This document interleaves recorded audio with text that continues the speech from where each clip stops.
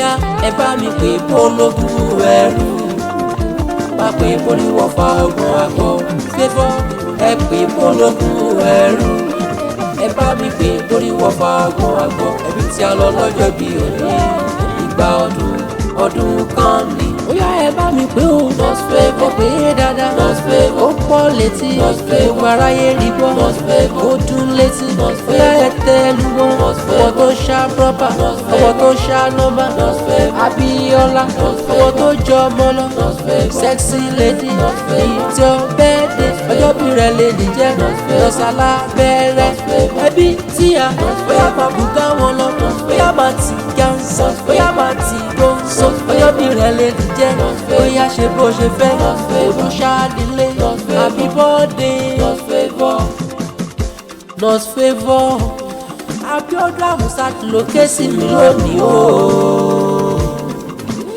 ó ń polólùfẹ́ àrídùnnú ọ̀wọ́ nílọ́rù sí òkè wọn kí ọ dáadáa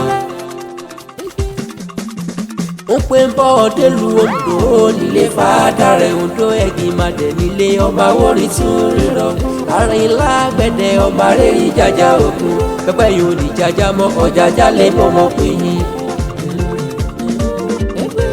Ondo gbọ́dọ̀ jẹ́wé ìrànwọ́ kí wá gbogbo bẹ̀ rárá Abíọ́lá o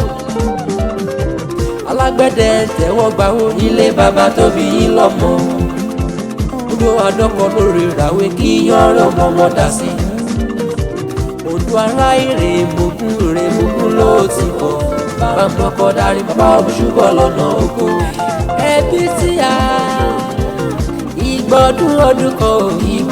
ọdún kan lé wa tí gbọ́sọ̀ pọ̀dún láyé ìgbọ́dún ọdún kan ní báwọn fọdún lé ìṣàṣemọ́ ìgbọ́dún ọdún kan bẹ́ẹ̀ ló dẹ̀ ní rí kú ọmọ ìgbọ́dún ọdún fẹ́ bọ̀ wá kéré oko padà sílé ìgbọ́dún ọdún kan ní